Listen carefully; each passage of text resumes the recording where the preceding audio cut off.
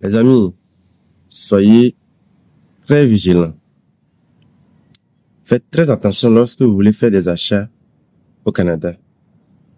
Lorsque vous voulez faire des achats importants, comme l'achat d'un auto ou l'achat d'une maison, méfiez-vous, prenez garde, prenez vos précautions.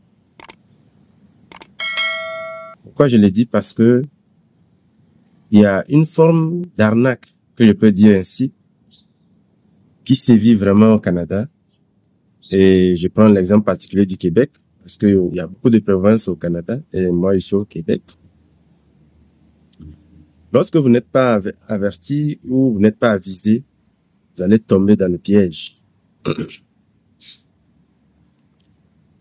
Moi, j'ai été victime de ce piège-là, et je n'aimerais pas que cela arrive à d'autres personnes. Mais on ne vous le dira pas si vous n'êtes pas, vous n'avez pas eu l'information ou que vous n'avez pas vécu l'expérience. Lorsque j'ai obtenu mon permis de conduire, j'ai voulu tout de suite acheter un auto, histoire de maintenir le cap, parce que lorsque tu as ton permis et tu ne conduis pas à un certain moment, tu peux perdre le fil, tu peux perdre les réflexes. Donc, j'ai tout de suite cherché à acheter un auto. Et j'ai commencé par magasiner. J'ai commencé par magasiner en ligne. Je me suis même déplacé sur le site des concessionnaires agréés, certifiés comme Toyota, Hyundai, Mazda, etc. Mais c'était trop cher pour moi. C'était trop cher pour moi, donc je me suis tourné vers les détaillants sur Marketplace. Pour ceux qui connaissent Facebook, il y a beaucoup d'annonces qui se font là. Il y a aussi un site ici qui s'appelle Kijiji. J'avais fait aussi plein de recherches sur ce site pour trouver l'auto de mon rêve. Ben, je suis tombé sur une Mazda CX-5 qui m'a vraiment intéressé, qui était vendue par un concessionnaire indépendant. Donc, je me suis dirigé vers ce détaillant-là, vu que l'auto m'avait plu et les caractéristiques dans l'annonce de la vente de l'auto me paraissaient intéressantes. Donc, j'ai voulu aller toucher du doigt la réalité. Une fois sur place, j'ai effectivement vu l'auto, j'ai fait un essai, mais quand même, j'avais un doute parce que quand tu veux acheter des articles ou des produits importants au Canada ici, c'est très utile de ne pas tout de suite te jeter à l'eau. Il faut quand même prendre un peu de recul pour réfléchir, pour faire des recherches justement approfondies sur le bien avant de vraiment t'engager des films. Et moi, j'avais quand même ce réflexe. Donc, j'ai essayé l'auto et tout paraissait quand même bien, etc. Mais j'ai dit que quand même, je vais revenir le lendemain pour pouvoir finaliser la vente, disons l'achat. Donc, ce dernier me dit, OK, dans ce cas, il faudrait que tu fasses un dépôt. Et d'autant plus que si l'auto ne m'intéressait plus, je pouvais reprendre ma mise de fonds, pour ne pas dire mon dépôt. Donc, je l'ai fait un dépôt. J'ai fait un dépôt de $500. L'auto coûtait 12 000. Et c'était une Mazda CX-5 de 2013. Voilà. Le compteur était à peu près 110, non, c'était 140 kWh, 140 000 kWh. Donc, je l'ai fait le dépôt, il m'a fait un reçu et je suis parti. Mais arrivé à la maison, j'ai fait des recherches parce qu'une fois sur place, j'ai pris le NIF de l'auto, j'ai fait des recherches pour voir si l'auto était correcte et tout. Et je me suis aperçu que c'était un auto qui venait de l'Ontario, avec une historique pas vraiment très claire, etc. Donc, j'ai désisté. Donc, j'ai voulu laisser tomber l'achat. Donc, étant donné que je n'ai plus l'intention de l'acheter, de le prendre, mais je vais aller retirer ma mise de fonds ou mon dépôt.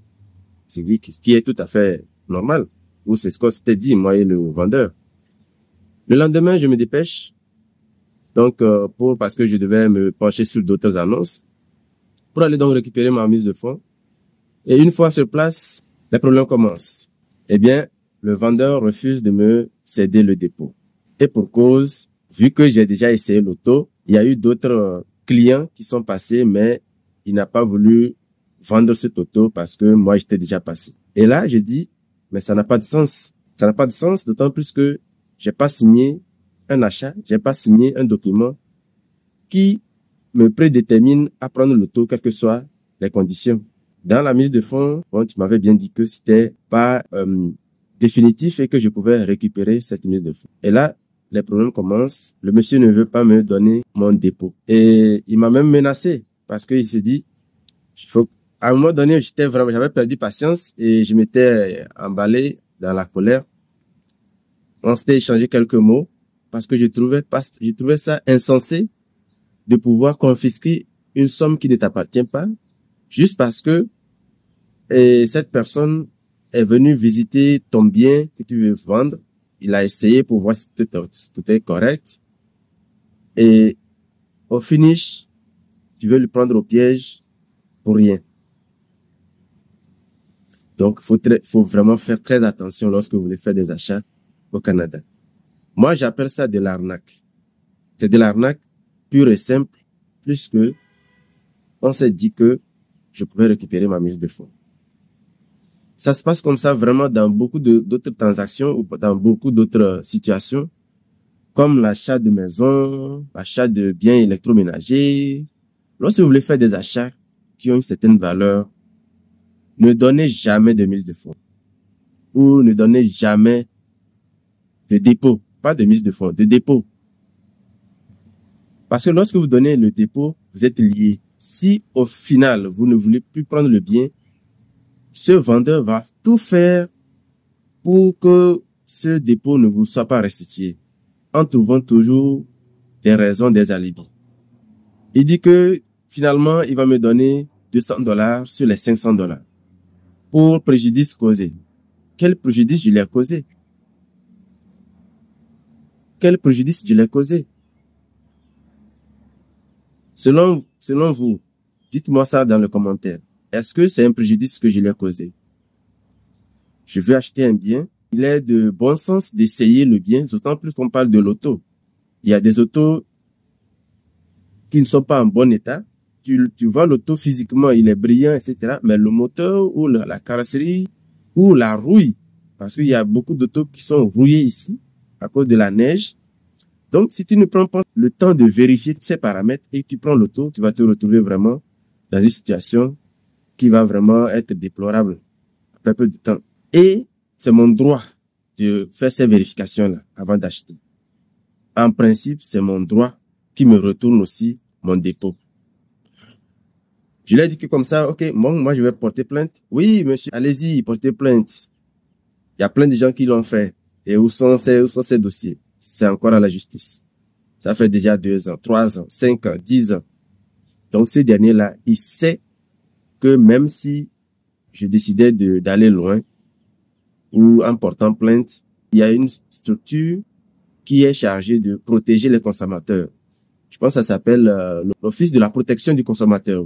Donc, je pourrais toutefois porter plainte par rapport au préjudice causé, mais ce sont des démarches qui prennent du temps, qui prennent parfois de l'argent. Il faut aller prendre un avocat, il faut faire une déposition, il faut apporter des preuves pour combien. En ce qui me concerne, c'était juste $500. Mais pour d'autres personnes, ça peut aller jusqu'à 10 000, 20 000, 30 000, 50 000, 100 000 $ et plus. Donc, si vous êtes un immigrant, ou si vous venez d'arriver au Canada, ou vous comptez arriver prochainement, ne fais jamais de dépôt lorsque tu n'es pas sûr d'acheter un bien. C'est lorsque tu es vraiment sûr, déterminé, garanti que oui, tu veux prendre ce bien, que tu peux foncer dans les démarches financières. Donc, sinon, avant ça, ne fais rien. Sinon, tu peux être victime également de ce qui m'est arrivé. Donc, je me suis résigné à prendre les $200 et ça devenait même des menaces, comme quoi je devais quitter son local. Et oui, qu'est-ce que je pouvais faire? J'étais naïf, j'étais novice dans ce genre de démarches et situations. Et j'étais à une position de faiblesse parce que, effectivement, même si j'étais allé voir la police, etc., cette mise de fonds ou ces dépôts que je l'ai fait, ce n'était pas fait par la force. Donc, au départ, ils vont bien te recevoir, bien t'amadouer, oui, vont être très gentils avec toi. Mais lorsque tu donnes de l'argent ou tu signes un document, tu es lié. Tu es lié, tu ne peux pas y échapper. Avant de signer quoi que ce soit comme document au Canada ici, sois sûr de toi. Prends tes précautions. Faites très attention. Ce que je dis a l'air d'être banal ou a l'air d'être amusant, mais c'est vraiment la triste réalité que beaucoup de gens vivent. Moi, je l'ai vécu, je ne veux pas que ça puisse t'arriver à toi aussi. Prends ton temps, réfléchis, analyse, fais des recherches. Comme moi, si je n'avais pas fait des recherches, je n'aurais jamais su que l'auto venait de l'Ontario et que son historique ne tenait pas la route. Parce que, il faut le dire, il y a beaucoup d'autos qui sont volés dans certaines provinces et revendus au Québec. Comme d'ailleurs beaucoup d'autos qui sont volés ici et qui sont revendus ailleurs dans d'autres provinces. Dans ces genres de magouilles, ils essaient de brouiller les pistes en trafiquant parfois les historiques des autos. Comment ils arrivent à le faire? Je ne saurais le dire. Mais c'est la réalité. Donc, les amis, c'est ce que je voulais partager avec vous aujourd'hui. Et si tu viens d'arriver, comme je l'ai dit tantôt, méfie-toi de ces arnaqueurs-là. Moi, j'appelle ça de l'arnaque parce que tu as confisqué une somme d'argent qui ne t'appartient pas. Donc, c'est de l'arnaque, c'est du vol. C'est du vol. Et c'est triste, mais c'est comme ça. C'est triste, c'est comme ça. Et il y a beaucoup de dossiers qui sont comme ça, certainement.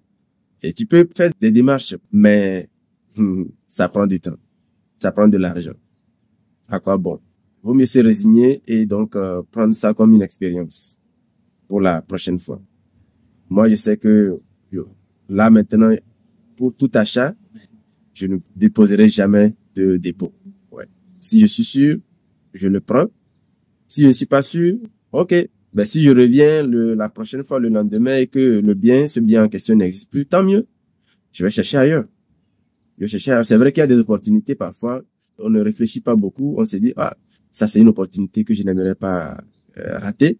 Je vais la saisir tout de suite. Alors que probablement cette opportunité-là, c'est ça qui va causer ta perte. À bon attendeur. Salut.